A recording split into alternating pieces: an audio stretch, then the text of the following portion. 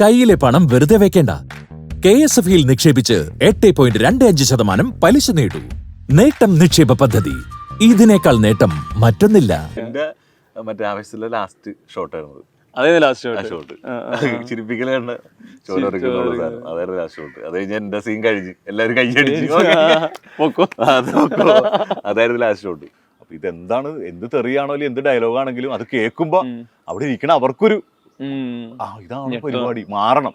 അത് വെച്ചിട്ടാണ് അങ്ങോട്ട് കൊടുത്തത്. അപ്പൊ ആ തെറിയാണെങ്കിൽ തെറി, ഏത് തെറിയാണെങ്കിലും അത് നല്ല രീതിയിൽ പറയാ, നല്ല താളത്തിലും ഈണത്തിലും കാച്ചിക്കുറുക്കി പറയാന്നുള്ളതാണ്. അത് നമ്മൾ ചെയ്തെന്നുള്ളതാണ്. പുള്ളിയാണ് റോൾ മോഡൽ.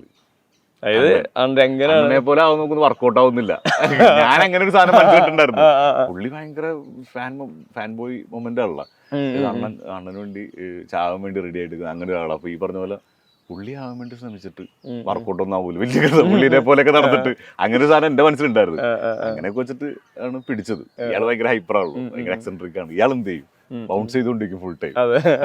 ഇവിടെ ആർട്ടിസ്റ്റുകൾ പലരും ഫീൽഡ് ഔട്ട് ആവുന്ന ഒരു ആക്ടിങ് മോശമായിട്ടല്ല, അവർ ചിലപ്പോൾ അവരുടെ സിനിമ ചൂസ് ചെയ്യുന്ന രീതിയും കൊണ്ടായിരിക്കും. പിന്നെ നമ്മൾ കമ്പനിക്കാരൊക്കെ ആയിട്ട് ഇവിടെ മണപ്പുറത്ത് വന്നിട്ട് വൈകുന്നേരം വന്നിട്ട് അണ്ടപ്പട്ടിയില്ലാത്ത തള്ളുകൾ പറയാ, കഥകൾ പറയാ, ഇവിടെ ഇരിക്കല്. ഇതൊക്കെ നമ്മുടെ മെയിൻ സ്പോട്ടായിരുന്നു വൈകുന്നേരം ഒക്കെ വന്നിരിക്കണത്. എല്ലാവരും കുറച്ച് പാരഡി പാട്ടൊക്കെ ഉണ്ടാക്കും.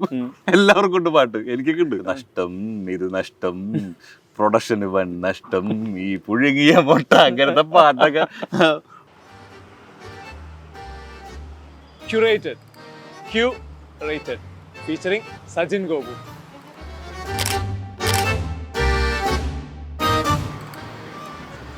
എന്തൊക്കെ പരിപാടി ഇതല്ല.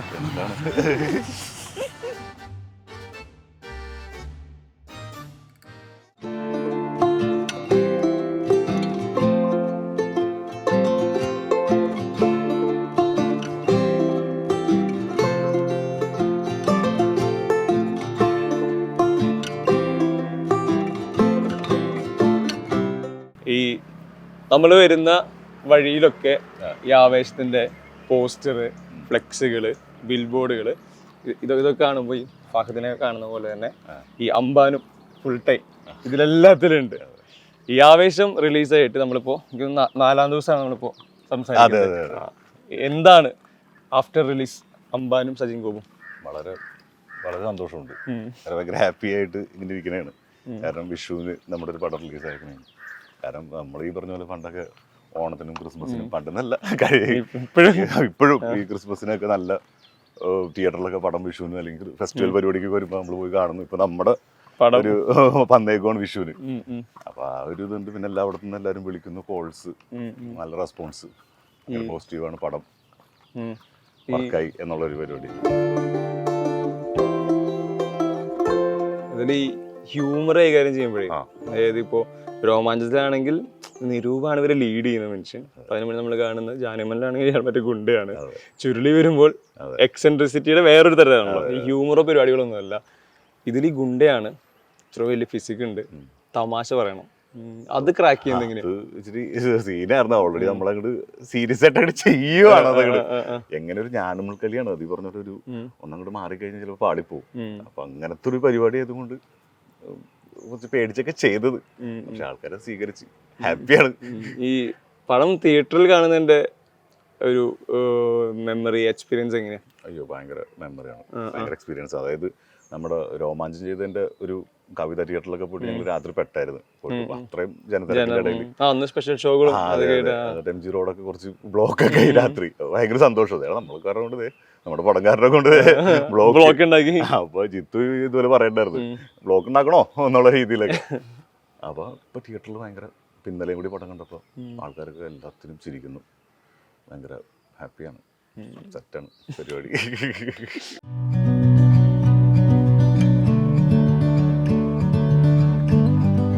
രോമാഞ്ചം ചെയ്യുന്ന സമയത്ത് നിങ്ങളൊരു ചെറിയ ടീമാണ്, അതിൻ്റെ ഉള്ളിൽ നിങ്ങൾ പ്രിപ്പയർ ചെയ്യുന്നു, പരിപാടികൾ ചെയ്യുന്നു. അപ്പം നിങ്ങളുടെ ഒരു ബോണ്ട് ആദ്യമേ സെറ്റായി കഴിഞ്ഞാൽ പിന്നെ സിനിമ മൊത്തത്തിൽ ഈ പ്രോസസ്സിൽ ഇത് ഭയങ്കരമായിട്ട് ഹെൽപ്പ് ചെയ്യുന്നുണ്ട്.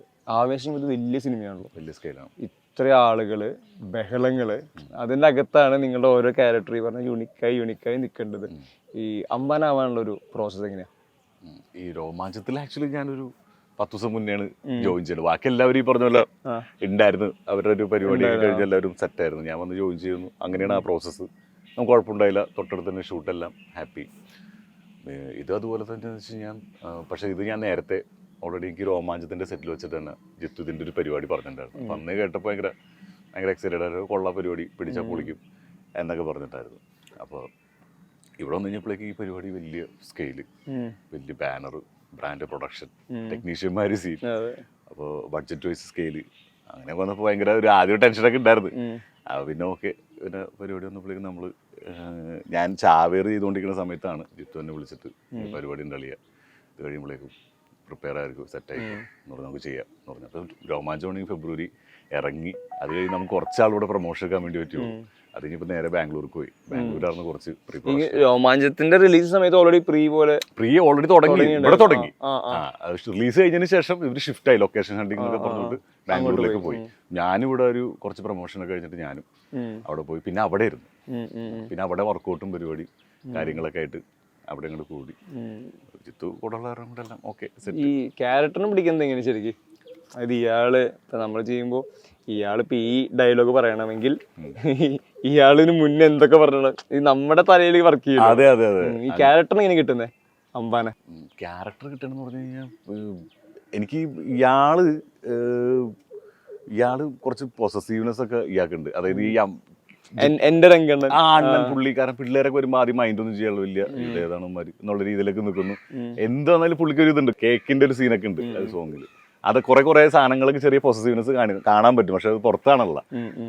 അപ്പൊ അങ്ങനെ പുറത്ത് എടുത്ത് കാണിക്കണില്ല. അപ്പൊ അങ്ങനെയൊക്കെ ഉള്ളൊരു സാധനം ഉണ്ടായിരുന്നു. ഹ്യൂമറാണ്, അതിന്റെ അങ്ങനെ ചെയ്യാന്ന് വിചാരിച്ച് ചെയ്ത് അങ്ങനെയൊക്കെ സംഭവിച്ചു പോയി. അപ്പൊ ഈ പറഞ്ഞ പോലെ നമ്മൾ മുൻപ് ചെയ്ത സിനിമയിൽ ക്യാരക്ടറായിട്ട് ഒരു വലിയ ബന്ധമൊന്നും വരരുതെന്ന് അങ്ങനെ ആഗ്രഹിക്കാറുണ്ട്. എത്രത്തോളം വന്നിട്ടുണ്ടെന്ന് അറിയാൻ പാടില്ല. അടുത്ത സിനിമയാണെങ്കിലും അങ്ങനെ ആഗ്രഹിക്കുന്നുണ്ട്. അപ്പൊ അതൊക്കെ വെച്ച് നോക്കിയിട്ട് ചെയ്ത്. പിന്നെ ഞങ്ങൾ തന്നെ പറയുമായിരുന്നു, ഇയാൾ ഇങ്ങനെയൊക്കെയാണ്, ഇയാൾ ഇതൊക്കെ ചെയ്യുന്നുണ്ട്, ഇങ്ങനെയൊക്കെ ചെയ്യും, ഇങ്ങനെയൊക്കെ പറയും.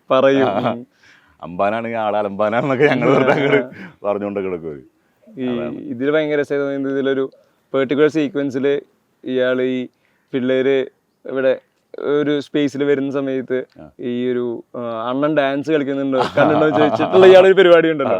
ഇത് ഭയങ്കര സർപ്രൈസിങ്. അപ്പൊ നമ്മളിപ്പോ ഡാൻസ് പറയുമ്പോൾ നമ്മൾ തലേദിവസം മറ്റേ ടീച്ചർ വരുന്നു, ഈ ഡാൻസ് ആണ് പ്രതീക്ഷിക്കുന്നത്. അവിടെയാണ് ഈ ഒരു സർപ്രൈസ് എലമെന്റ് അവിടെ വെക്കുന്നത്. അതൊക്കെ ഞാൻ അതൊരു വെർബലി നമുക്ക് പറഞ്ഞു കൊടുക്കാം, ഇങ്ങനെയാണ് ചെയ്യേണ്ടത് പറയാം, എന്നാൽ ഇത് വർക്കാക്കി ചെയ്യണല്ലോ.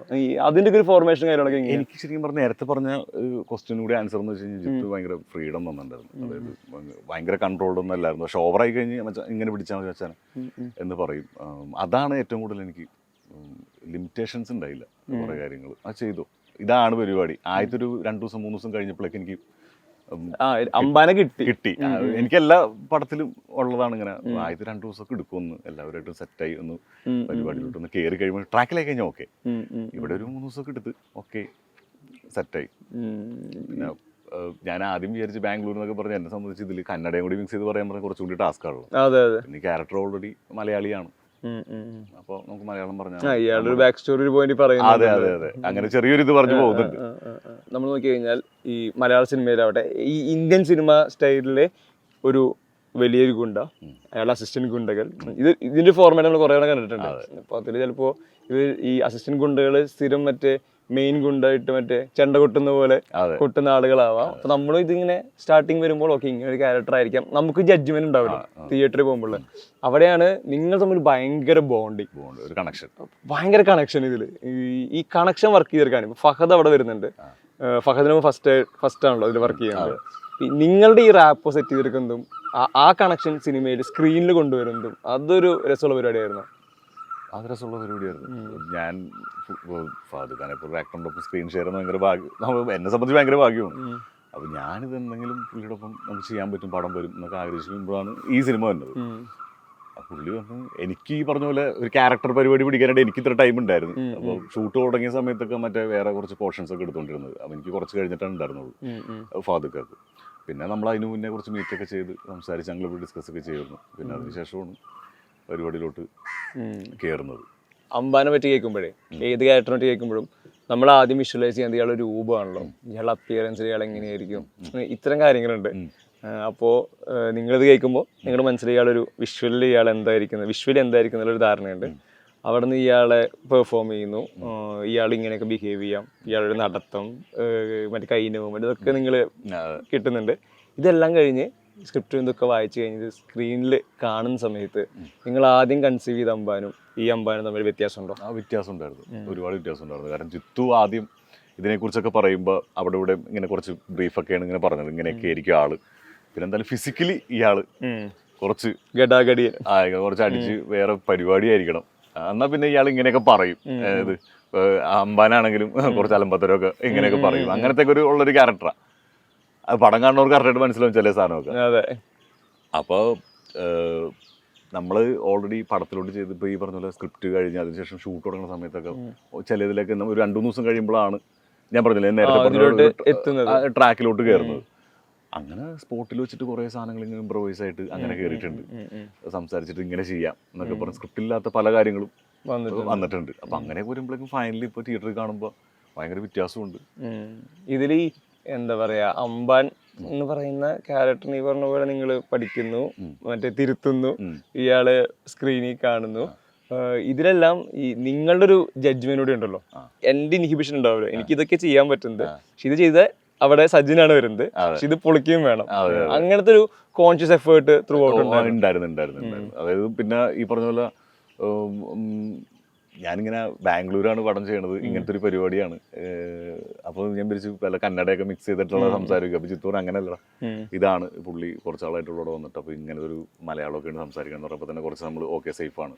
പിന്നെ ബാക്കി നമ്മൾ മുൻപ് ചെയ്ത ഒരു ക്യാരക്ടറായിട്ട് സാമ്യം വരാതിരിക്കുക എന്നുള്ള അതാണ് ഞാൻ കുറച്ചുകൂടി നിന്നത്. പിന്നെ സജിനാവാൻ പാടില്ല, സജിനാവാൻ പാടില്ല. സജിന് പറയുന്ന എത്ര ആൾക്കാരുണ്ടാവും. അതെ അതെ, കുറച്ച് സുഹൃത്തുക്കൾ കൂടെ ചില മൊമെന്റിലൊക്കെ നിന്റെ സാധനമൊക്കെ തോന്നി എന്നൊക്കെ പറഞ്ഞു. അങ്ങനെയല്ല, നമ്മളിങ്ങനെയൊക്കെ ചെയ്ത്. ഇയാള് രൂപത്തിന് രസമാണല്ലോ, ഈ വലിയ കൃതാവ്, മീശ. അതെ, അതായത് ആക്ച്വലി മറ്റേ പുള്ളിയാണ് റോൾ മോഡൽ. അതായത് അങ്ങനെ പോലെ ആവും നോക്കുന്നത് വർക്കൗട്ട് ആവുന്നില്ല. ഞാൻ അങ്ങനെ ഒരു സാധനം മനസ്സിലിട്ടുണ്ടായിരുന്നു. പുള്ളി ഭയങ്കര ഫാൻ ബോയ് മൊമെന്റ് ആണല്ലോ. അണ്ണന് വേണ്ടി ചാവാൻ വേണ്ടി റെഡി ആയിട്ട് അങ്ങനെ ഒരാളാണ്. അപ്പൊ ഈ പറഞ്ഞ പോലെ പുള്ളി ആവാൻ വേണ്ടി ശ്രമിച്ചിട്ട് വർക്കൗട്ട് ഒന്നും ആവൂല, വലിയ പുള്ളിനെ പോലെയൊക്കെ നടന്നിട്ട് അങ്ങനെ ഒരു സാധനം എന്റെ മനസ്സിലുണ്ടായിരുന്നു. അങ്ങനെയൊക്കെ വെച്ചിട്ട് ആണ് പിടിച്ചത്. നമ്മളിപ്പോ ഈ അമ്പാനാവുമ്പോഴാണെങ്കിലൊക്കെ നമുക്ക് ഇതിനു മുന്നേ ഒരുപാട് സിനിമകൾ ഇങ്ങനത്തെ ക്യാരക്ടേഴ്സ് നമ്മൾ കണ്ടിട്ടുണ്ട്. റെഫറൻസിനൊക്കെ വേണ്ടി കുറേ ക്യാരക്ടേഴ്സ് കാര്യങ്ങളുണ്ട്. ചില സമയങ്ങളിൽ നമ്മൾ റെഫറൻസ് പിടിക്കുന്ന ആൾക്കാരെ കണ്ടിട്ടുണ്ട്. ചിലർ ഇത് സാമ്യത വരാണ്ടിരിക്കാൻ വേണ്ടി ഇതൊന്നും റെഫറൻസ് പിടിക്കാതിരുന്നിട്ടുണ്ട്.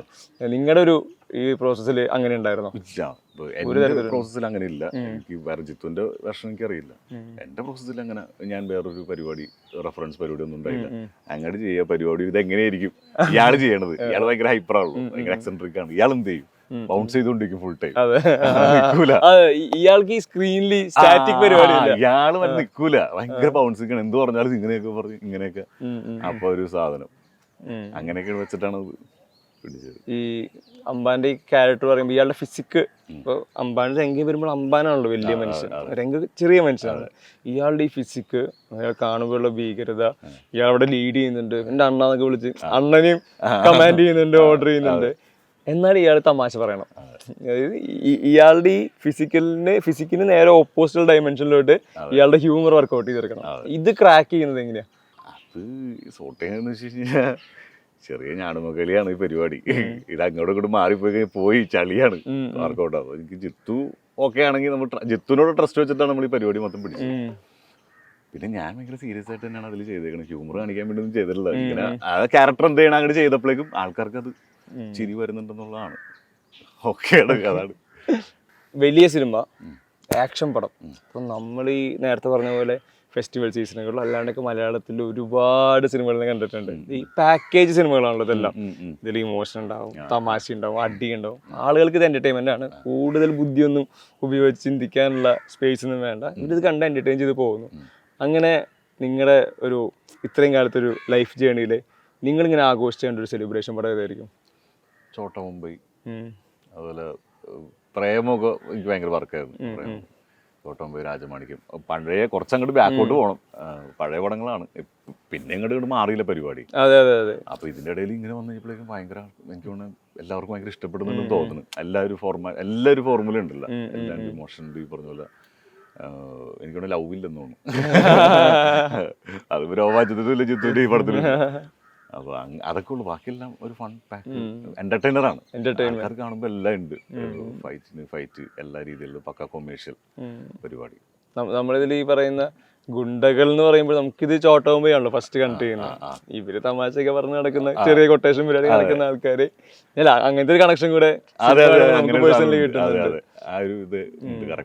ഞാൻ ചോദിച്ചത് ഈ വലിയ സ്കെയിലുള്ള പടത്തിന്റെ എനിക്ക് തോന്നുന്നു ഈ സെലിബ്രേഷൻ പടങ്ങളുടെ ഏറ്റവും പ്രധാനപ്പെട്ട ഘടകമാണ് ഈ ആക്ഷൻ എന്ന് പറയുന്നത്.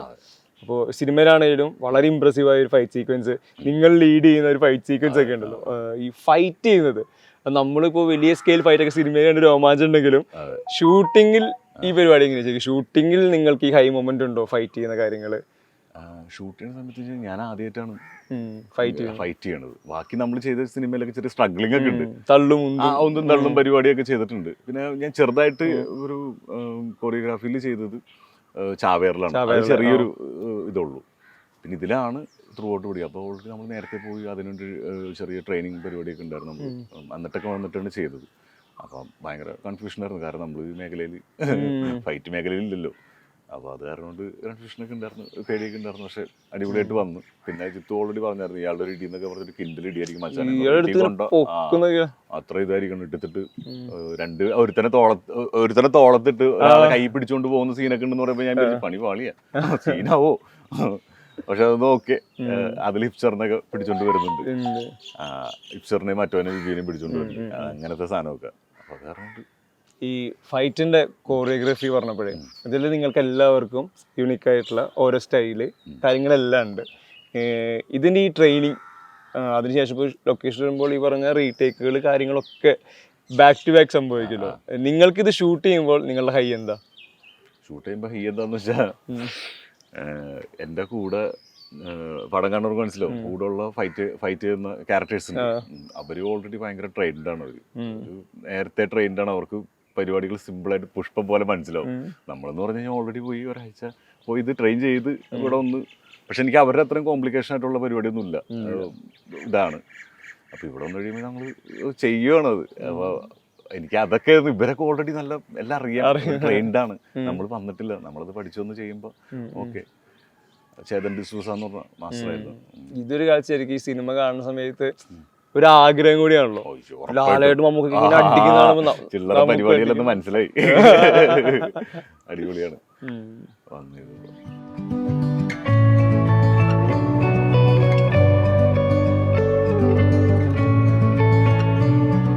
നിങ്ങളുടെ ഈ എന്താ സിനിമാ പരിപാടികൾ ഇതിനൊക്കെ തുടക്കം വിടുന്ന? തുടക്കം ഡിഗ്രി ഒക്കെ കഴിഞ്ഞിട്ട് നമുക്ക് ചെറിയ താല്പര്യമൊക്കെ ഉണ്ടായിരുന്നു. അപ്പോൾ നമ്മൾ ഓഡീഷനൊക്കെ പോകുന്നു. ഓടി നടന്ന് ഓഡീഷൻ ഒരു ദിവസം 3-4 അറ്റൻഡ് ചെയ്യണ പരിപാടി.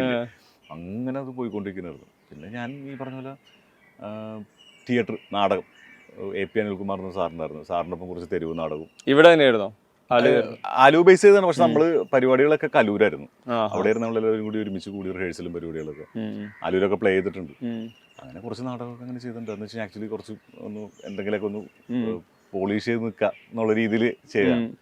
പിന്നെ ഞാൻ ഈ പറഞ്ഞ പോലെ ചെറിയ ക്യാരക്ടേഴ്സൊക്കെ ഒരു 3 സിനിമയിലൊക്കെ ചെയ്തു. സിനിമയും വർക്കായില്ല, ക്യാരക്ടേഴ്സും വർക്കായില്ല, ആരും കണ്ടിട്ടൊന്നുമില്ല. പക്ഷെ എന്നാലും കുറച്ചവർക്കൊക്കെ അറിയാം. അപ്പോൾ അതിനുശേഷം ഞാൻ ശ്രദ്ധിക്കപ്പെടുന്നത് ചുരുളിയിലാണ്. ചുരുളി ചെയ്ത് ജാനമനും ചെയ്ത് ഒരു ദിവസമാണ് 2 റിലീസാവുന്നത്.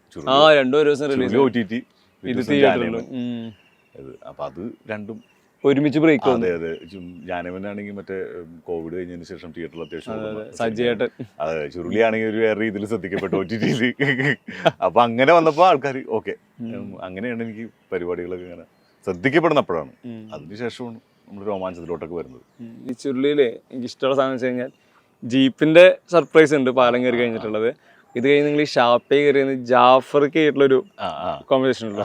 നിങ്ങൾ പറയുന്നുണ്ട് ഡബിൾ ഇയാൾ ഇങ്ങോട്ട് പറയുന്നുണ്ട്, നിങ്ങൾ ട്രിഗർ ആവുന്നില്ല, നിങ്ങളത് കാഷ്വൽ ആയിട്ട് ഇത് എടുക്കുകയാണ്. ഈ ചുരുളിയിലെ ക്യാരക്ടറിനെ പറ്റി ഫസ്റ്റ് കിട്ടുന്നുണ്ട് ഈ ഒരു ബ്രീഫിംഗ് എന്തായിരിക്കും? ബ്രീഫിംഗ് എന്താ വെച്ചാൽ എനിക്ക് മെയിനായിട്ട് ഉണ്ടായിരുന്ന സാധനം എന്ന് വെച്ച് കഴിഞ്ഞാൽ ജീപ്പ് ഓടിക്കുക എന്നുള്ളതായിരുന്നു ഇതിന്റെ മെയിൻ പരിപാടി. ഓഫ് റോഡ് ജീപ്പ് ഓടിക്കുക. റോഡില്ല അത് എക്സ്പീരിയൻസ് എന്നുള്ള. അപ്പോൾ നമ്മൾ ഈ പറഞ്ഞ പോലെ വണ്ടി വലിയ ഓഫ് റോഡൊന്നും പോകാറില്ലെങ്കിൽ നമ്മൾ സുഹൃത്തുക്കളുടെ വണ്ടിയും കാര്യങ്ങളൊക്കെ ആയിട്ട് നമ്മൾ പോയി ചെറിയ പരിപാടിയൊക്കെ പിടിച്ചിട്ട് നമുക്കൊരു ഐഡിയ ഉണ്ട്. അങ്ങനെയാണ് അതിലോട്ട് ഞാൻ വണ്ടി ഞാൻ ഓടിക്കാം എന്നുള്ളൊരു കോൺഫിഡൻസ് നമ്മൾ പോയി. അപ്പോൾ നമ്മൾ ഓടിച്ചൊക്കെ നോക്കി, വഴിയൊന്നും ഇല്ല. അത് പടത്തിൽ കാണോട്ടൊന്നുമല്ല, കുറച്ചും കൂടി റിസ്ക് പരിപാടിയൊക്കെ ആയിരുന്നു. അപ്പൊ അതായിരുന്നു മെയിൻ സാധനം. പിന്നെ ബാക്കിയുള്ളതെന്ന് വെച്ച് കഴിഞ്ഞാൽ പിന്നെ അതിലോട്ട് നമ്മൾ കയറിയപ്പോഴേക്കും ഇങ്ങനെയൊക്കെയാണ് അതിന്റെ പരിപാടി.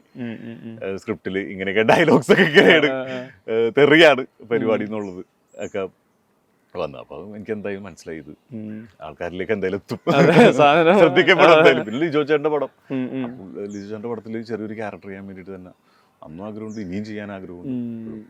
ഈ ഭയങ്കര ഭാഗ്യമാണ്. തെറി പറഞ്ഞപ്പോഴേ ഇത് നമുക്ക് ഓക്കെ ഇത് തരുന്നു, ഇതാണ് പറയണേന്ന് പറയുന്നു, ഇത് ഈ ഷൂട്ട് ചെയ്യുമ്പോ പറയണല്ലോ, ഇത്ര ആൾക്കാർ നിൽക്കുന്നു, എല്ലാരും നിൽക്കുന്നുണ്ട്. പ്രത്യേകിച്ച് ഇപ്പൊ ഈ മറ്റേ പാലം ക്രോസ് ചെയ്യണ സീൻ, അവിടെ നിങ്ങൾ പറയുന്ന ആ തെറിയിലാണ് നമ്മൾ ഈ വേൾഡിലോട്ട് കേറുന്നത്. ഈ ഡയലോഗ് റെൻഡറിങ് എങ്ങനെയായിരുന്നു? അത് പറഞ്ഞ പോലെ എൻ്റെ ഒരു മനസ്സിലുണ്ടായിരുന്നു. അതായത് ഈ ഇവര് എൻ്റെ ഒരു ഈ തെറി അല്ലെങ്കിൽ ഈ ഡയലോഗിൽ ഓൾറെഡി ഇവർ ഇറങ്ങണം, മാറണം മൊത്തം. അത് ഓൾറെഡി കറക്റ്റ് ലിജോ ചേട്ടൻ നല്ല ക്ലാരിറ്റി ആണ് പറഞ്ഞത്. അതായത് ഇവിടുന്ന് മാറണം, ഷിഫ്റ്റ് ആവണം ക്യാരക്ടർ. അപ്പോൾ ആദ്യം നമ്മളിങ്ങനെ ചിരിച്ച് കളിച്ച് വരുന്നു, നേരെ വരുന്നു. അപ്പോൾ ഇതെന്താണ്, എന്ത് തെറിയാണോ അല്ലെങ്കിൽ എന്ത് ഡയലോഗാണെങ്കിലും അത് കേൾക്കുമ്പോൾ അവിടെ ഇരിക്കണ അവർക്കൊരു ഇതാണ് പരിപാടി, മാറണം. അത് വെച്ചിട്ടാണ് അങ്ങോട്ട് കൊടുത്തത്. അപ്പൊ ആ തെറിയാണെങ്കിൽ തെറി, ഏത് തെറിയാണെങ്കിലും അത് നല്ല രീതിയിൽ പറയാ, നല്ല താളത്തിലും ഈണത്തിലും കാച്ചിക്കുറുക്കി പറയാന്നുള്ളതാണ്.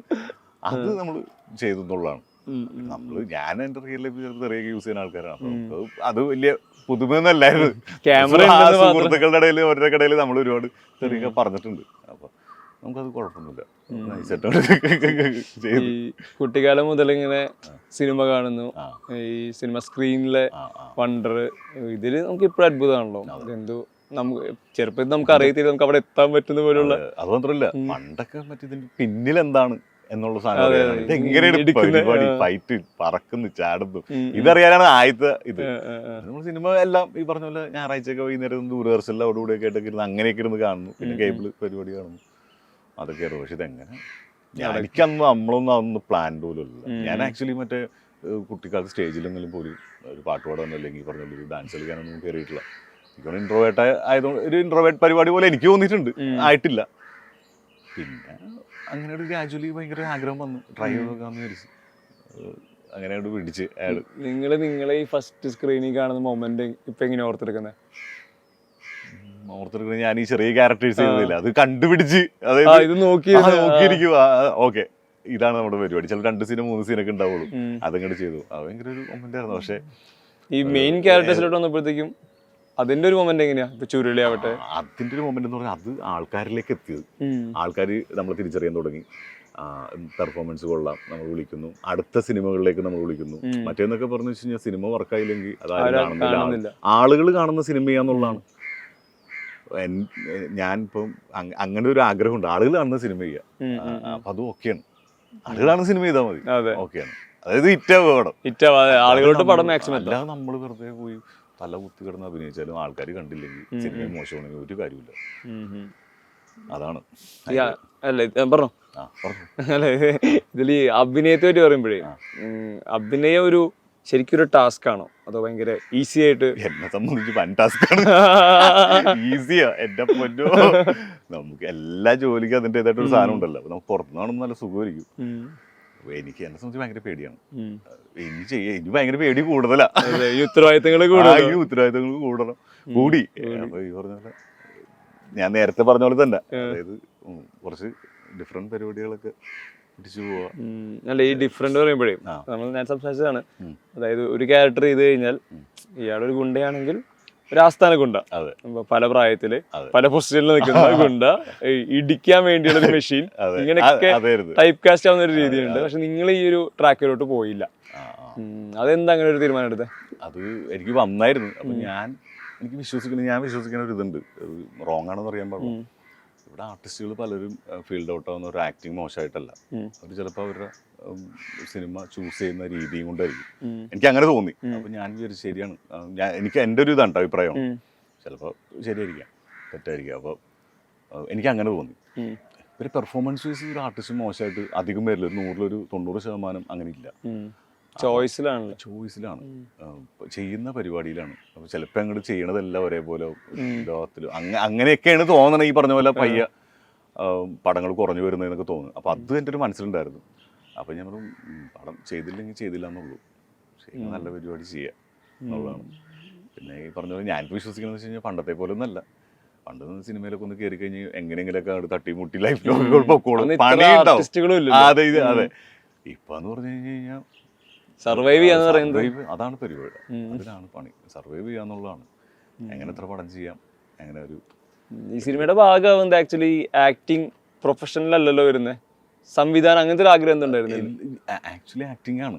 നമ്മൾ ഈ പറഞ്ഞ പോലെ അതിന്റെ ഇടയിൽ കൂടെ ഒരു പരിപാടികൾ നടക്കാതെ ചെറിയ എഴുത്ത് പരിപാടികൾ, ചെറിയ ഷോർട്ട് ഫിലിംസ് ഡയറക്ട് ചെയ്യണം, അസിസ്റ്റന്റ് ആയിട്ട് പോകുന്നു, അസിസ്റ്റന്റ് ഡയറക്ടറായിട്ട് AD ആയിട്ട് ആർട്സ് പരിപാടിയൊക്കെ പോകുന്നു, ആഡിനൊക്കെ പോകുന്നു. ആഡും ചെയ്തിരുന്നില്ലേ? ആഡ് ഞാൻ ചെയ്തിട്ടില്ല, നമ്മൾ അസോസിയേറ്റ് ആയിട്ട് ചെയ്തിട്ടുണ്ട്. അപ്പൊ അങ്ങനെയൊക്കെ സൈഡിൽ കൂടെ. പക്ഷെ മെയിൻ നമ്മുടെ ഫോക്കസ് ഇത് തന്നെയായിരുന്നു. പിന്നെ ഇടയ്ക്ക് ഞാൻ വിചാരിച്ച് ഇനി കുറച്ച് വേറൊരു പരിപാടി നടപടിയാവും, വർക്കൗട്ടോ ആവുന്നില്ല, അങ്ങനെ പിടിക്കാന്ന് വെച്ചാൽ ഓക്കെ ഇപ്പോഴും അത് തന്നെയാണ്. അതാണ് നമ്മൾ ഉദ്ദേശിച്ച സാധനം, അത് തന്നെയാണ്. അതാണ് കോൺസെൻട്രേറ്റ് ചെയ്ത് പോണത്. ഈ നമ്മുടെ ആവേശത്തിലേക്ക് തിരിച്ചു വരികയാണെങ്കിൽ, ആവേശത്തിലൊരു സീക്വൻസ് ചോദിക്കാം. അതായത് സിനിമയുടെ ഒരു പ്രധാനപ്പെട്ട ഒരു പോയിന്റിൽ ഇയാളങ്ങ് പിണങ്ങി പോലും, ഇയാൾ ഒരു വൈറ്റ് ഷോട്ടിലൊക്കെ ചില സമയത്തൊക്കെ ഫോക്കസ് ഔട്ടിലൊക്കെയാണ് പുറകെ മാറി നിൽക്കുന്നത്. അവിടെ ഇയാളൊരു ട്രാൻസ്ഫോർമേഷൻ ഉണ്ടല്ലോ. ഈ ക്യാരക്ടർ പറയുന്നു, വലിയ സ്ക്രീൻ നമ്മൾ കാണുന്നു, അപ്പൊ ഇയാള് എത്ര ദൂരം എന്നത് ചെയ്യുന്നു അത്രയും ഇങ്ങോട്ട് കിട്ടും വേണം. പിണങ്ങി നിൽക്കുന്നത് ഇയാളെ വിഷമം, കുഞ്ഞു മറ്റേ സൗന്ദര്യ പിണക്ക് ഇതൊക്കെ കിട്ടണം. ആ ഒരു സീനിന്റെ മൊമെന്റ് എങ്ങനെയാ ക്യാരക്ടറെ പിടിക്കുന്നതും ഷൂട്ട് ചെയ്യുന്നതും? അത് ആക്ച്വലി ആദ്യം എനിക്ക് പ്ലാനിൽ ഇല്ലാത്തൊരു പരിപാടിയായിരുന്നു. ലാസ്റ്റ് മൊമെന്റിൽ ഇയാൾക്ക് പിണങ്ങി നിൽക്കുന്നൊരു മൊമെന്റ് ഉണ്ടല്ലോ, അതില്ലായിരുന്നു. എനിക്ക് തോന്നുന്നു അത് ഷൂട്ട് തുടങ്ങി കുറച്ച് ഗ്രാജുവലി വന്നപ്പോഴാണ് ഇങ്ങനെ ഒരു പ്ലാനിലേക്ക് ജിത്തു വന്നതെന്ന് തോന്നുന്നു. എനിക്ക് ആദ്യം പറഞ്ഞ എനിക്കൊരു ഓർമ്മയില്ല അങ്ങനെ ഒരു ഇതുണ്ടെന്നുള്ളത്. ഇമോഷൻ ഇങ്ങനത്തെ ഒരു ഇയാൾ കയ്യിൽ നിന്ന് പോകുന്നൊരു മൊമെന്റ് ഉണ്ടെന്ന് പറയാം. അത് ഇയാൾക്കൊരു ഒരു ഇമോഷൻ ഒരു കരച്ചിൽ വരുന്നൊരു മൊമെന്റ് ഉണ്ടെന്ന് അറിയാം. ബാക്കി പിണക്കം പരിപാടി ഉണ്ടായില്ല. അപ്പൊ അതങ്ങനെ ആ സമയത്ത് വന്ന് അവൻ ജിത്തു പറഞ്ഞ് ഇങ്ങനെ പിടിച്ചോ, ഇങ്ങനെ ചെയ്തോ, ഓക്കെ ചെയ്യാണ്. അത് ചെയ്ത് കഴിയുമ്പോൾ നമ്മൾ ഫിസിക്കലി എല്ലാം കൊണ്ടും ആ സാധനം പിടിച്ചപ്പോൾ പേടി ഉണ്ടായിരുന്നു എങ്ങനെ വരും എന്നുള്ളത്. പക്ഷെ പേടി ഉണ്ടായിരുന്നു. പക്ഷെ ആൾക്കാർ ഭയങ്കര രസമായിട്ട് എടുക്കേണ്ടി ചിരിക്കുന്നുണ്ട്. വർക്കായിന്ന് വിചാരിക്കണം, വർക്കായിന്ന് വിചാരിക്കണം. ചെയ്തത് ജിത്തുവിലായിരുന്നു. ജിത്തുവിൽ ഫുൾ ട്രസ്റ്റ് ചെയ്യാൻ കൊടുത്തേക്കായിരുന്നു. ഈ ജിത്തു എന്ന ഫിലിം മേക്കറും കൂടെ ഉണ്ടല്ലോ. അപ്പോൾ 2 സിനിമകളിൽ അസോസിയേറ്റ് ചെയ്യുന്നുണ്ട്, 2 തരത്തിലുള്ള സിനിമകൾ, ചെറുത് വലുതൊക്കെ ഡിഫറൻഷിയേറ്റ് ചെയ്യാം ഇതിന്റെ സ്കെയിലും കാര്യങ്ങളൊക്കെ അനുസരിച്ചിട്ട്. ഈ ഗ്രോത്ത്, ജിത്തുവിന്റെ ഗ്രോത്തും കാണുന്നുണ്ട്, ഈ സിനിമയുടെ ഗ്രോത്തും ഒക്കെ കാണുന്നുണ്ട്. Jithu as a film maker എങ്ങനെയാ ഇപ്പോൾ ഒരു വിലയിരുത്തൽ ഞാൻ പറയുന്നില്ല, ഈ അടുത്ത് നിന്ന് കാണുമ്പോൾ Jithu as a film maker എങ്ങനെയാണ്, എന്താണ് സജിൻ ഗോപൻ എന്ന ആക്ടർക്ക് എങ്ങനെയാണ്, സുഹൃത്തിന് എങ്ങനെയാണ്? എനിക്കിപ്പോൾ ഭയങ്കര സുഹൃത്താണ് ഡയറക്ടറിലുപരി. അപ്പം ഞാൻ രോമാഞ്ചത്തിൽ പിന്നെ കാണുമ്പോഴും അന്ന് വർക്ക് ചെയ്യുമ്പോഴും ഒരു വലിയ ചേഞ്ച് ഒന്നും എനിക്കിപ്പോഴും തോന്നിയിട്ടില്ല. ഭയങ്കര കൂളായിട്ട് സെറ്റിൽ ഹാൻഡിൽ ചെയ്യണം. ഞാൻ പുതിയ ഡയറക്ടർമാരിലൊരാൾ ജിത്തുവാണ്. അപ്പോൾ എനിക്ക് അങ്ങനെ തോന്നിയിട്ടുണ്ട്. എല്ലാം ഭയങ്കര കൂളായിട്ട്, എല്ലാം ഇത്ര ആൾക്കാരെ നിയന്ത്രിക്കുന്ന ഒരു ക്യാപ്റ്റൻ എന്നുള്ള രീതിയിൽ ഭയങ്കര കൂളായിട്ട് തന്നെ ചെയ്യുന്നതാണ്. പിന്നെ നമുക്ക് എന്നെ സംബന്ധിച്ച് ഭയങ്കര സുഹൃത്താണ്. ഭയങ്കര എനിക്ക് കംഫർട്ടാണ് വർക്ക് ചെയ്യാനായിട്ട്, അളിയനായിട്ട്. അതാണ് അതിൻ്റെ ഒരു അതങ്ങനെ തന്നെ മുന്നോട്ട് പോട്ടെ.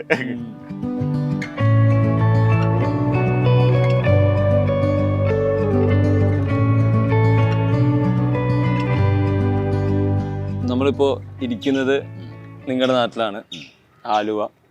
ഈ ആലുവ മെമ്മറീസ് എങ്ങനെയാ സിനിമയെ പറ്റി? ആലുവ മെമ്മറീസ് എന്ന് പറഞ്ഞു കഴിഞ്ഞാൽ ഈ നമ്മൾ കമ്പനി അടിച്ചുകൊണ്ടിരിക്കുന്ന സ്ഥലം വീട് തൊട്ടടുത്താണ്. തറവാട് ശിവരാത്രി മണപ്പുറത്തിന്റെ അടുത്താണ്, ശിവന്റെ അമ്പലത്തിന്റെ അടുത്താണ്. അപ്പൊ ചെറുപ്പമൊക്കെ ഇവിടെയാണ്. അത് കഴിഞ്ഞാണ് പിന്നീട് ഷിഫ്റ്റ് ആയിട്ട് കുറച്ച് നീങ്ങിയത്. പിന്നെ നമ്മൾ കമ്പനിക്കാരൊക്കെ ആയിട്ട് ഇവിടെ മണപ്പുറത്ത് വന്നിട്ട് വൈകുന്നേരം വന്നിട്ട് കണ്ടപ്പട്ടിയില്ലാത്ത തള്ളുകൾ പറയാ, കഥകൾ പറയാ, ഇവിടെ ഇരിക്കല്. ഇതൊക്കെ നമ്മുടെ മെയിൻ സ്പോട്ടായിരുന്നു വൈകുന്നേരമൊക്കെ വന്നിരിക്കുന്നത്. അപ്പൊ അങ്ങനെ വന്നിരിക്കുക, സിനിമ പരിപാടി തന്നെ. പിന്നെ നമ്മുടെ എറണാകുളം ജില്ലയിലായതുകൊണ്ട് നമുക്ക് കുറച്ചും കൂടി എല്ലായിടത്തും പിടിക്കാനൊക്കെ ആക്സസ് ആയിട്ടുള്ള അടിപൊളിയാണ്. ഈ അന്നൊക്കെ പറയുന്ന സിനിമാ കഥകൾ എങ്ങനെയായിരിക്കും? വലിയ മറ്റേ ഓരോ സമയത്ത് ട്രെൻഡുകളാണോ? അതെ അതെ, ഉറപ്പായിട്ടും. ഒരു എന്തായാലും നമ്മളിപ്പോ ഒരു സിനിമ ഹിറ്റ് അടിച്ച് കഴിഞ്ഞാൽ ആ ടൈപ്പ് ഒരു സിനിമ എങ്ങനെ ഉണ്ടാവും, അല്ലെങ്കിൽ നമുക്ക് അങ്ങനെ ഉണ്ടാക്കാം, ആ പരിപാടി അങ്ങനെ സിനിമയുടെ ഭാഗമാവും, അതിനെക്കുറിച്ച് ചർച്ച ചെയ്യാൻ നോക്കുള്ളതാണ് അന്നത്തെ പരിപാടികൾ. ഈ പറഞ്ഞ നിങ്ങളുടെ മറ്റേ ഗ്യാങ്, ബെൽറ്റ്, അവരൊക്കെ ആയിട്ട് ഇപ്പോഴും ഈ പറഞ്ഞ ഡിസ്കഷൻസ് ലൈവ് ആയിട്ട് ഉണ്ട്. ഉറപ്പായിട്ടും ഇപ്പൊ നടക്കുന്ന സിനിമകളാണെങ്കിൽ നമ്മളെല്ലാം ഡിസ്കസ് ചെയ്യുന്നുണ്ട്. അപ്പോൾ ഈ പടമൊക്കെ കണ്ടിട്ട് എല്ലാവരും ഭയങ്കര ഹാപ്പിയൊക്കെ ആയിട്ടിരിക്കണ്. ആവേശത്തേക്ക് തിരിച്ചു വരുമ്പോഴേ, ആവേശം പ്യൂർലി തിയേറ്റർ മെറ്റീരിയൽ ആണല്ലോ. തിയേറ്ററിലാണ് ഈ പടം സെലിബ്രേറ്റ് ചെയ്യുന്നത്. നിങ്ങൾക്ക് ഇങ്ങനെ സ്ക്രിപ്റ്റ് വായിക്കുമ്പോൾ നിങ്ങൾക്ക് അറിയാലോ ഈ മൊമെന്റിൽ ഇവിടെ കയ്യടി വീഴാം, നിങ്ങൾക്കും മനസ്സിലൊരു ജഡ്ജ്മെന്റ് ഉണ്ടാവും. ഞാൻ ഇത് ചെയ്യുമ്പോൾ ഇവിടെ അത് കയ്യടി വീഴാം, ഇത് എൻ്റെ സീനാ, അല്ലെങ്കിൽ ഇത് എൻ്റെ മൊമെന്റാന്നുള്ളത്. അങ്ങനെ നിങ്ങളൊരു ജഡ്ജ്മെന്റ് കൃത്യമായിട്ട് ഷൂട്ടിംഗ് ടൈമിലും കൊണ്ടുവന്നത് ഉണ്ടായിരുന്നു കറക്റ്റ് ആയിട്ട് നമുക്ക് ഇന്ന റിയാക്ഷൻ ആയിരിക്കും, അല്ലെങ്കിൽ പറഞ്ഞല്ല അവിടെ ഹ്യൂമർ വർക്കൗട്ട് ആവും, അല്ലെങ്കിൽ ഇവിടെ ആ ഒരു ഫൈറ്റ് ആണെങ്കിലും എല്ലാം ഇമോഷൻ ആണെങ്കിലും അത് കറക്റ്റ് വ്യക്തമായിട്ട് പ്ലാൻ ഉണ്ടായിരുന്നു നേരത്തെ. നമുക്കറിയായിരുന്നു ആ സമയത്ത് ചെയ്യുന്നു, അതങ്ങനെ തന്നെയാണ് അങ്ങനെ ചെയ്തത്. അതുണ്ടായിരുന്നു. ഈ അംബാനെ ഡിസൈൻ ചെയ്യുന്നതിലും നമ്മുടെ ഈ പറഞ്ഞ വിക്രമ മുത്തു പരിപാടി ഉണ്ടല്ലോ, ഇപ്പൊ ഈ പറഞ്ഞ ടീഷർട്ട് ലുക്സ് കാര്യങ്ങളിലൊക്കെ ഈ അവരെ പോലെ തന്നെ സ്ട്രോങ് ആണ്. നീള് തമാശയൊക്കെ പറഞ്ഞു ഇച്ചിരി പാവത്താനാണ്, പൊസസീവ് ആണ്, ഇതെല്ലാം ഉണ്ട്. ശരീരവും ചെറിയ അതെ. ഈ ഇങ്ങനത്തെ ക്യാരക്ടേഴ്സ് ചെയ്യുമ്പോഴേ ഇതില് പറഞ്ഞ നേരത്തെ പറഞ്ഞല്ലോ, ഒന്ന് പാളിപ്പോയാൽ ഇത് കയ്യിൽ നിന്ന് പോവാം. ഇതിനൊരു മീറ്റർ ഉണ്ട്. ഈ മീറ്ററിൽ എത്തുന്ന എങ്ങനെയാ ഇതാണ് ഞാൻ ചെയ്യാൻ പോകുന്ന സാധനം എന്നുള്ളത്? മീറ്ററിൽ അത് എനിക്ക് തോന്നുന്നത് ഞാൻ ചെയ്യുമ്പോൾ അത് ഒരു ഡയറക്ടറും കൂടി ഉള്ളത് കൊണ്ടാണെന്നുണ്ട് ആ മീറ്ററിലോട്ട് ആവുന്നത്. ചിലപ്പോൾ ഒരു ചില മൊമെന്റിലൊക്കെ പാളിയിട്ടൊക്കെ ഉണ്ടാവും, അത് കറക്റ്റ് ചിത്തു അത് മാനേജ് ചെയ്തിട്ടുണ്ടാവും എന്ന് ഞാൻ വിചാരിക്കണം. അങ്ങനെ ഭയങ്കര ശരിയാണ് മച്ചാൻ പറഞ്ഞ കറക്റ്റാണ്. മീറ്റർ പണിയാണ് അത്. ഇങ്ങനത്തെ ഒരു ക്യാരക്ടർ വേറെ നമുക്ക് വിഷയമില്ല. അപ്പം അത് ജിത്തുവിന് ഡയറക്ടർ ഉള്ളത് കൊണ്ട് തന്നെയാണ് ടെക്നീഷ്യന്മാരും ഡയറക്ടർമാരുള്ളത്. പിന്നെ അവസാനം എഡിറ്റ് ചെയ്ത് വിവേകർഷൻ പുള്ളിയും കൂടി ഉള്ളത് കൊണ്ടൊക്കെ ആയിരിക്കും ഭംഗിയായിട്ട് ഇപ്പൊ വന്നേക്കുന്നത്. ആ മീറ്റർ കറക്റ്റ് ആയിട്ട് വന്നേക്കുന്നത്, തിയേറ്ററിൽ വന്നേക്കുന്നത്. ഇപ്പൊ സിനിമയിൽ നമ്മൾ നോക്കുമ്പോൾ ഇതിന്റെ ഒരു തുടക്കത്തിൽ ഈ പിള്ളേരായിട്ട് സിങ്ക് ആവാനുള്ള ഒരു ടൈം അമ്പാനുണ്ട്. ഈ ഒരു വിഷ്വൽ മൊണ്ടാശ്ശേരിമാർ പിക്ക് ചെയ്യുന്നു, കൊണ്ടാക്കുന്നു, പിക്ക് ചെയ്യുന്നത്. ഇത് പല ദിവസങ്ങളിലായിട്ടാണ് നിങ്ങൾ സമയം എടുത്തിട്ടാവുന്നത്. റിയൽ ലൊക്കേഷനിൽ ഈ സജിൻ ഗോപു, ഹിപ്സ്റ്റർ, മിഥുൻ, റോഷൻ ഇവരായിട്ടുള്ള സിംഗിങ് അത്ര എളുപ്പമായിരുന്നു? പിന്നെ ഞങ്ങൾ ഫസ്റ്റ് ഡേ തന്നെ ഞാൻമാരെ കണ്ടപ്പോൾ തന്നെ സെറ്റായി. പിന്നെ അവിടെ ബാംഗ്ലൂർ ഞങ്ങൾ ഒരുമിച്ചായിരുന്നു പോക്കും. പിന്നെ ഞങ്ങൾ താമസിക്കുന്ന അപ്പാർട്ട്മെന്റിലും ഞങ്ങൾ ഒരുമിച്ചായിരുന്നു ഫുൾ ടൈം.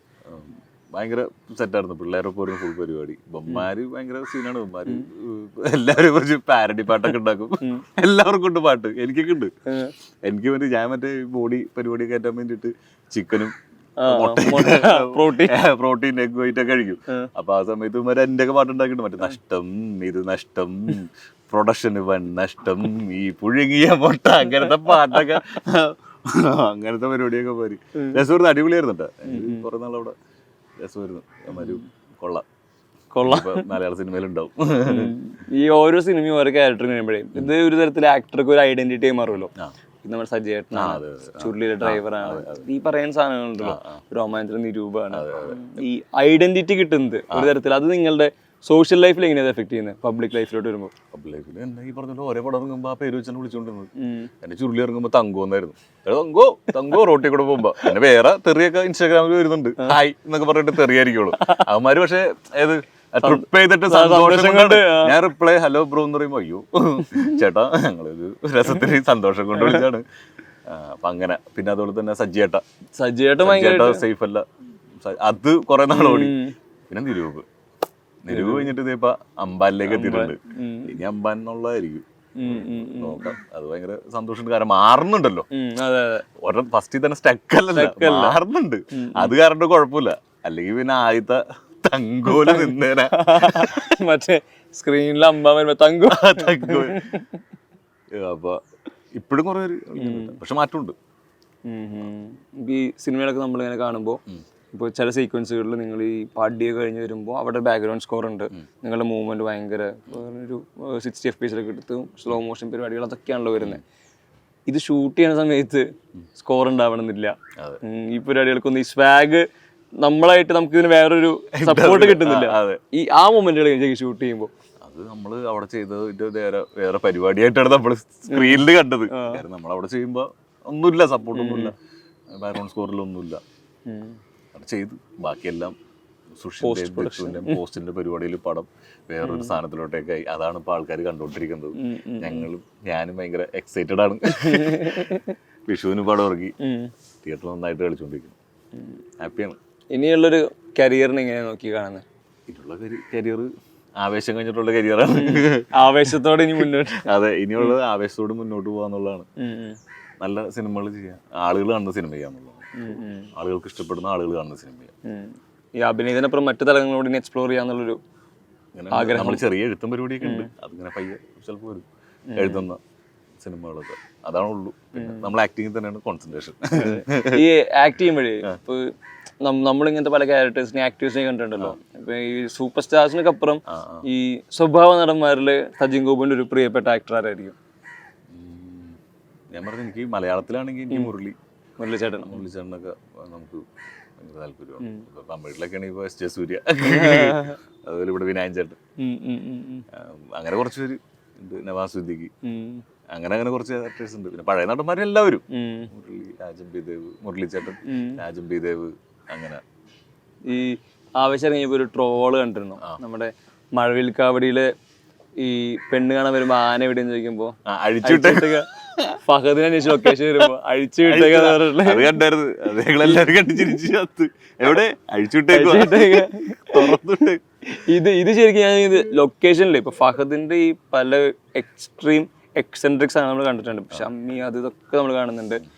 ഈ രംഗയാവുമ്പോ ഈ ആക്ഷനിലുള്ള ഫഹദ് എങ്ങനെയാണ് ശരിക്കും ഈ എക്സ്ട്രീം സാധനം? അത് പൊളിയാണ്. ഒരു എനർജി ഭയങ്കര പാസ് ചെയ്യും. അതായത് ഞാനിപ്പോ ഈ സീനൊക്കെ നമ്മൾ ഒരുമിച്ച് ചെയ്യുമ്പോ ഫഹദ്ക്കാടെ ഒരു എനർജി നമുക്ക് ഓപ്പോസിറ്റ് നമുക്ക് കൂടി അത് കിട്ടുന്നുള്ളതാണ്. അങ്ങനെ കുറെ സീൻസ് ഒക്കെ ശരിക്കും വർക്കായിട്ടുണ്ട്. നിങ്ങൾ തമ്മിൽ നേരത്തെ ഡിസ്കസ് ചെയ്തു ഈ പറഞ്ഞ പോലെ ഈ പരിപാടി പഠിക്കാം? അത് ആ സമയത്ത് ചിലപ്പോ സംസാരിക്കും. ജിത്തു വരുമ്പോൾ നമ്മൾ സംസാരിക്കും. സീൻ എടുക്കണേക്ക് മുന്നേ എന്തെങ്കിലും ഉണ്ടെങ്കിൽ അങ്ങനെ പ്ലാൻ ചെയ്യും, എന്നിട്ടായിരിക്കും ചെയ്യണത്. അതിൽ ഈ ടീച്ചറിൽ വർക്കായ ഒരു മൊമെന്റ് ഉണ്ടല്ലോ, അത് അപ്പൊ അത് ആ മൊമെന്റിൽ ആയിരിക്കും ഡിസ്കസ് ചെയ്യുന്നത്, അല്ലാണ്ട് അതിന് മുൻപ് ചെയ്തിട്ടൊന്നുമില്ല. അങ്ങനെ കൂളായിട്ട് അത് ചെയ്യും. അത് ഈ ഒരു ഫ്രെയിമിൽ രണ്ടുപേര് വരുന്നു, ഒരാൾ ഡ്രൈവ് ചെയ്യുന്നു, മറ്റേ ആളിങ്ങനെ ഇരിക്കുന്നു. ഇത് നിങ്ങളുടെ റാപ്പ് അവിടെ കൃത്യം കിട്ടുകയാണ്. എന്റെ മറ്റേ ആവേശത്തിലെ ലാസ്റ്റ് ഷോട്ടായിരുന്നു അതേ ലാസ്റ്റ് ഷോട്ട്. ചിരിപ്പിക്കലാണ് ചോരക്കുന്ന സാധനം, അതായിരുന്നു ലാസ്റ്റ് ഷോട്ട്. അത് കഴിഞ്ഞ് എന്റെ സീൻ കഴിഞ്ഞ് എല്ലാവരും കൈയടിച്ചു, അതായിരുന്നു ലാസ്റ്റ് ഷോട്ട്. എനിക്ക് പുള്ളിയുടെ ഒപ്പം സ്ക്രീൻ ഷെയർ ചെയ്യാൻ പറ്റിയതിൽ തന്നെ ഏറ്റവും വലിയ ഭാഗ്യമായിട്ട് പെട്ടെന്ന് തന്നെ ഉണ്ടായി, ചെയ്യാൻ പറ്റി.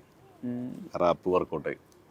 ഈ അവസാനമായിട്ട് ചോദിക്കുകയാണെങ്കിൽ എനിക്ക് തോന്നുന്നു ആവേശം അനൗൺസ് ചെയ്യുന്ന സമയത്ത് ഇതിൻ്റെ സ്റ്റാർ ഈ പറഞ്ഞ പോയിന്റുകൾ എന്ന് പറയുന്നത് ഒന്ന് ജിത്തു രോമാഞ്ചേഷൻ ചെയ്യുന്ന പടം, ഫഹദ് നായകൻ, ഈ അൻവർ റഷീദ് പ്രൊഡക്ഷൻ എന്നുള്ളതുണ്ടല്ലോ. അപ്പോൾ ഈ ബാനർ എപ്പോഴും സിനിമയ്ക്ക് ഭയങ്കര പ്രധാനമായിട്ടാണല്ലോ. പണ്ട് തൊട്ടേ നമ്മൾ ഈ ഉദയ നവോദയ കേൾക്കുന്ന പോലെ തന്നെ അതൊരു കൈൻഡ് ഓഫ് ട്രസ്റ്റുമാണ് ആളുകൾക്കുള്ളത്. ഈ അൻവർ റഷീദ് സിനിമകളും നമ്മൾ കാണുന്നു. ഇപ്പോൾ നമ്മൾ ഈ ഒരു കഴിഞ്ഞ കാലയളവിൽ ഏറ്റവും കൂടുതൽ റിപ്പീറ്റ് വാച്ച് വരുന്ന കമേഴ്ഷ്യൽ എടുത്തു കഴിഞ്ഞാൽ അവിടെ ഇപ്പോഴും സ്റ്റിൽ നിൽക്കുന്ന രാജമാണിക്യം ചോട്ടാകുമ്പോൾ തന്നെയാണ് നമ്മൾ ഇപ്പോഴും പറഞ്ഞുകൊണ്ടിരിക്കുന്നത്. ഈ അൻവർ റഷീദ് പ്രൊഡക്ഷന്റെ ഭാഗമായിട്ടുള്ള ഒരു ലൊക്കേഷൻ അതെങ്ങനെയാണ് ശരിക്കും ഒരു ആക്ടർക്ക്? ഭയങ്കര കൂളായിരുന്നു, ഭയങ്കര കംഫർട്ടായിരുന്നു. എനിക്ക് ഒരുപാട് ഹെൽപ്പ് ചെയ്ത പ്രൊഡക്ഷനാണ്. അതായത് എനിക്ക് ഫിസിക്കലി ഈ പടത്തിൽ കുറച്ച് ട്രാൻസ്ഫോർമേഷൻ വേണമെന്ന് പറഞ്ഞപ്പോൾ അതിന് വേണ്ടിയിട്ട് ഹെൽപ്പ് ചെയ്തിട്ടുണ്ട് ഒരുപാട് കാര്യത്തിൽ. ഭക്ഷണത്തിൽ എല്ലാത്തിലും എനിക്ക് മാസം ഒരു എമൗണ്ട് വരും ചിക്കൻ കഴിക്കാനും അതിന് വേണ്ടിയിട്ട്. അപ്പൊ ഇവന്മാര് നോക്കുമ്പോ മുട്ടയൊക്കെ ആയിട്ട് പോകും. രാവിലെ 10 മുട്ട വരുന്നു, കഴിക്കുന്നു, ആ പരിപാടി എല്ലാം കൊണ്ട് ഇത് ഭയങ്കര കംഫർട്ടായിരുന്നു. ഞാൻ അമ്പുകാടൊപ്പം പടം ചെയ്യാൻ ഭയങ്കര കംഫർട്ടായിരുന്നു, ഹാപ്പിയാണ്. ഈ പൊളിയാണ്. ഓരോ പടം കഴിഞ്ഞ് ഈ അടുത്ത പടത്തിന് ലൊക്കേഷനിലോട്ട് പോകുമ്പോൾ പലപ്പോഴും നമ്മൾ ഇതിന് അമ്പാനെ വിട്ടിട്ട് വേണല്ലോ കയറാനായിട്ടുള്ളത്. ഈ 140 ദിവസമൊക്കെ ഷൂട്ട് എന്ന് പറയുമ്പോൾ വലിയ അത്രയും ടൈം ഇൻവെസ്റ്റ് ചെയ്യുന്നു. ഒരു പോയിന്റ് സജിൻ ഗോപിന്റെ സൈക്കോളജി ചിലപ്പോ അമ്പാന്റെ ആവാം. അങ്ങനെ മാറിപ്പോ അവിടെ നിന്നുള്ളൊരു അയാളെ അവിടെ ഇട്ടിട്ട് പോരുന്നൊരു പരിപാടി എങ്ങനെ ശരിക്കും? അത് അപ്പം ഇട്ടിട്ട് പോകുന്നില്ല. 2 മാസമൊക്കെ നമ്മളാരും ഓളത്തിലേക്ക് കയറുന്നത്. അങ്ങനെ അത് കഴിഞ്ഞ് ഓക്കെയാണ്. കുറച്ചാളായില്ല ഇപ്പൊ തിയേറ്ററിൽ കാണുമ്പോ വീണ്ടും പയ്യെ അംബാനിക്കാണ്. അങ്ങനെ എല്ലായിടത്തും ഇല്ലെന്നുള്ള അങ്ങനത്തെ ഒരു പരിപാടി അല്ലേ, ഇത്രയും വൈബ്രന്റ് ആയിട്ടുള്ള പരിപാടി. ആൾക്കാർ പടം കാണുമ്പോ അമ്പാനപ്പോ കുറച്ച് നാളുടെ കൂടെ ഉണ്ടാവും എന്നുള്ള രീതിയിൽ എല്ലാ കാലത്തും ഓർത്തെടുക്കാനായിട്ട്. അതെ. ഇനിയിപ്പോ അമ്പാൻ പോലത്തെ പരിപാടിയൊക്കെ വന്നു കഴിഞ്ഞാൽ അങ്ങനെ ചെയ്യണം. ഇതിന്റെ മേളില് പിടിക്കേണ്ടത് ഇതാ നേരത്തെ റെസ്പോൺസിബിലിറ്റി. പേടിയാണ്, പേടി മാറട്ടെ. അതെ. അപ്പൊ എന്തായാലും എല്ലാവിധ ആശംസകളും. സന്തോഷം. ആവേശത്തിനും അമ്പാനും വരാൻ പോകുന്ന എല്ലാ പരിപാടികൾക്കും സന്തോഷം. Thank you. Thank you so much bro.